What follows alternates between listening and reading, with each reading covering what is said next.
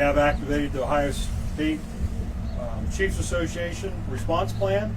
We've also contacted the state search and rescue teams, so they're on their way here too, and they have started searching back on Orchard Island. With that, County Commissioner. Good morning. I'm Joe Antrim. I'm one of the Logan County Commissioners and also a lifelong resident here of Indian Lake.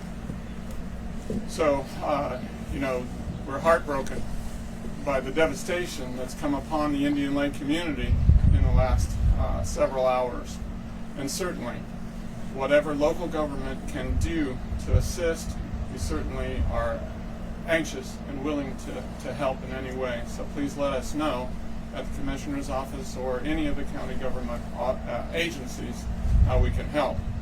But we very much appreciate the fact that there has been such an outreach, not only within the community here at Indian Lake, the entire county, in fact many counties around us. And we appreciate the gesture. Thank you. I'd like to say a couple more things. This passed to me. If anybody out there wants to donate, Indian Lake High School, they just went dead on me. Batteries, refrigerator trailer. Yeah, thank you very much. Garbage bags. Yeah, laundry soap, gloves, work gloves, toiletries, batteries, garbage bag, paper products, those types of things. So if you want to make donations, take them to Indian Lake High School.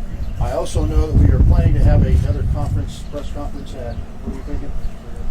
This afternoon, probably sometime after lunch. We don't know exactly what time yet, but we plan to have another briefing and update you on information at that time. Thank you. Thank you for all your hard work, sir. Sure, It's been really tough few days. We appreciate Thank you. you. Yes. I do have a question. You mentioned that searches are resuming today. So I'm curious. Do you have an idea as to how many folks here are unaccounted for? No, it's important. We did searches last night more than one time, and we felt it was important today in the daylight to go back and recheck those areas on top of those that we couldn't get to. See, last night it was extremely difficult because we could not get back to Orchard Island because of gas leaks and power lines down and trees. And we did as best search as we could, but there's many places we couldn't get to. So we're going to recheck those areas again. Plus, there's many places back there that are collapsed, and we need to go back with heavy equipment to move those to make sure that there's anybody injured back there or possibly deceased. Also, any update on the gas leaks? I know it was mentioned by some of the checkpoints here. What's the status on that? I can tell you that we contacted Vectren and they've been up there working on that. So I only know that much. As far as I know, they had it cleared so we could go back to Orchard Island. I do know that much.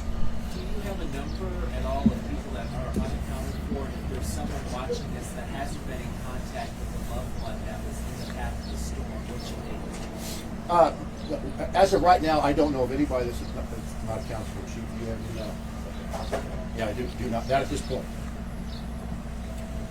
Also, I know you're still going through the process of notifying next of kin, but are there any details with those situations? Do you know if the 3 fatalities, are they any sort of circumstances that you can share? Is it All I can tell you is last night it was reported that we originally had 4, and I will tell you that after I spoke with the county coroner, 3 of them we think were related to the storm. 1 of them we believe was a natural cause. So.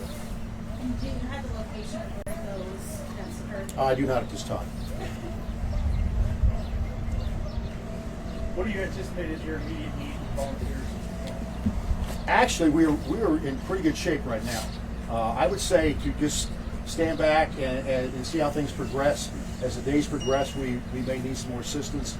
But right now, we have teams out working grids.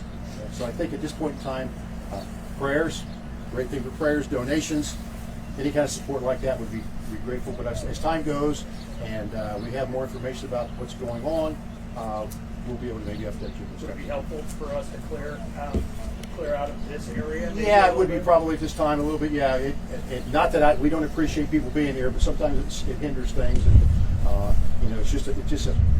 it's a fluid motion we're going through. There's many steps, and it just takes a lot of time. But please, no disrespect by that. I appreciate you showing up and coming out here, but we have a job to do, and I know you want information, and we'll give it to you as quick as we can. But we want to make sure that information is accurate. And I want to tell you something that's not so. I would also like to mention I'm concerned of the fact that this is going to be a long-term recovery here. Everyone is so gracious to come out today immediately, but don't forget Indian Lake community in the next coming weeks. This is going to take quite a while for things to recover and to help the people in need. Yeah, thank you, Sheriff. Good morning, everybody. State Representative John Cross, representing this district. First, I want to thank all of our first responders who came out. This is an amazing community, and everyone has shown up to help. But I also want to thankful that the governor is going to be here today. The governor's going to come to Indian Lake here shortly before or around 1 o'clock, and he's going to tour this firsthand. Because as the commissioner said, while we have a great team helping with the immediate needs, we are going to rebuild Indian Lake. And it is so important, as I talked to both the Speaker of the House last night and the Governor, that we're going to be very focused on making sure that we can get funding available to help get this lake open and ready for the summertime, to help communities rebuild, help small businesses get back on their feet, help homeowners. Any help that they need, we're going to make this a number one priority, to make sure that they have the funding and the support so we can get Indian Lake back on its feet and enjoy a great summer here. So thank you. Have there been any plans to get national funding at this point, or just federal funding?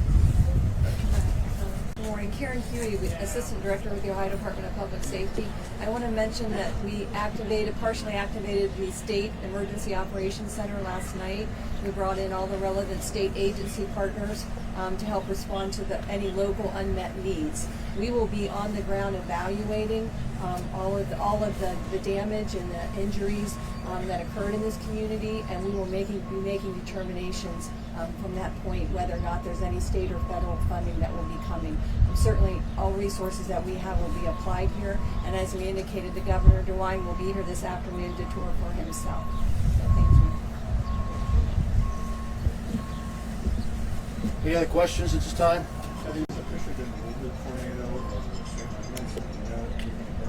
I don't officially, but I'd say it was a tornado, yes, to the best of my knowledge. Yeah. Sounded like me. Yeah.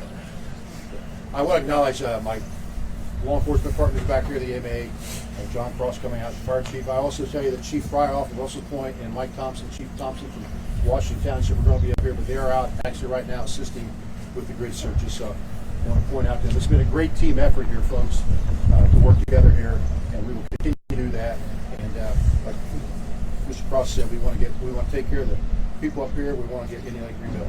A lot of volunteers. It was packed with people. Tell me about that.